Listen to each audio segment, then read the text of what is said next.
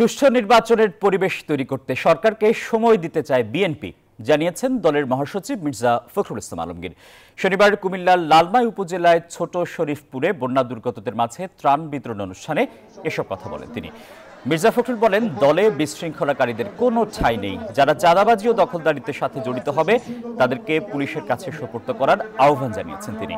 BNP মহাসচিব বলেন, BNP চায় একটি সুষ্ঠু নির্বাচনের মাধ্যমে জনগণ তাদের প্রতিনিধি নির্বাচিত করবে। নতুন সরকার মাত্র 20-22 দিন বয়স হয়েছে, একে আমাদের সময় দিতে হবে যে সে যেন একটা সুষ্ঠু নির্বাচন করার মতো পরিবেশ তৈরি করতে পারে। আজকে এই বিজয়কে, ছাত্র জনতার যে বিজয়, সেই বিজয়কে নস্যাৎ করার জন্য একটা মহল কাজ করছে অত্যন্ত সচেতন ভাবে। আমাদের মধ্যে আবার বিভেদ সৃষ্টি করার চেষ্টা করছে। যদি কাউকে দেখেন যে চাঁদাবাজি করছে বা দখলদারি করছে, তাকে ধরে সাথে সাথে পুলিশে দেবেন।